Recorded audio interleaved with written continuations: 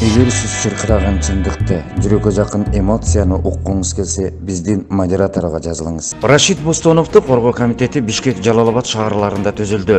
Суу барбаган жерге суу чыгарган, какыраган төш кыркалуу жерди өрүк зарылуу кылган ак эмгекчил күжүрмөн Рашид Бостоновду келген бийликтин бир өкүлү куугунтук алып жатканы айдын кептин үстүндө айлана баштады. Айлан көчөктүн айланасында салып, ар кандай жагдайларды жабыштырган, бийлигине чиренип, куу чирендете салып жаткан ким экени жакында ачыкка чыкмак болду.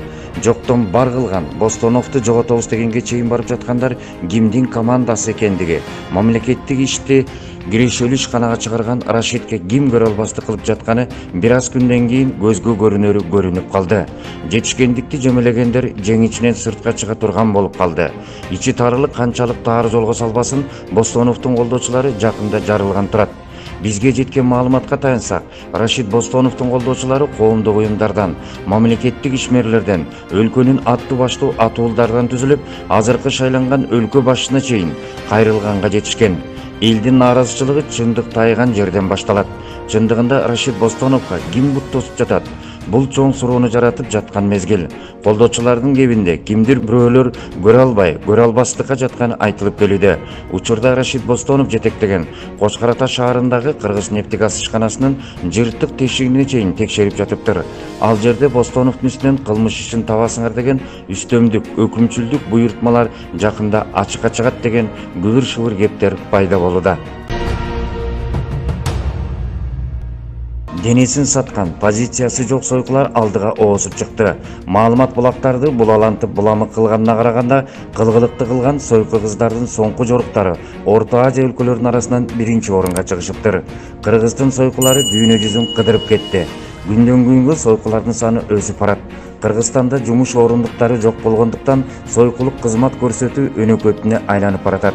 Өлкөдө дагы бир сойкулук бар, ал саясат сойкулары. Булардагы жогорку сойкулардан кур калбай, ар кайсы партиянын бозогосун аттап, анын лидеринин көчүгүн жыттап кирип, чыгып баратканда сасып чыгып кетет. Акыркы сойкулардын курамына биримдик мекеним Кыргызстан партиялары мүчөлөрү кирди. Эскилери менен эсирсе, жаңылары менен партияга жаңы киргендей кирип кетмей Кыргызстанда көрүнүш болуп калды. Сойкулук структура болуп, тармактарга тырышып, тамырын жайып барат. С тамгасы менен башталып, С тамгасын өткөн сойкулук. Инаугурацияга ак үйдүн даярдыгы жок. 2020 жылдын 5 октябрындагы жалпы элдин көтөрүүсүнүн күйүтүнөн күйүп кеткен ак үй дагы эле күйүк жыттанат.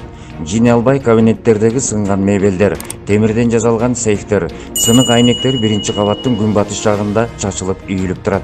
Ошентип Биргестеги Кыргызстан Компартиясынын биринчи секретарлары Турдакын Усубалиев, Абсамат Масалиев отурган ак үй учурда үрөйүн учуруп турган мезгил. Бул үйдүн кутун качып кеткен өлкө башчылары Канкор, Зек, Жемкор, Былтыйган, Акмак, Шерменде аталган мамлекеттик президенттер кетирди. Бүгүн ак үй жыйналбаган, жыртык тешик чубалжыган акыбалда турат. Ачыгын айтканда бир дагы өткөн өлкө башчылары экис макамына татыктуу эмес.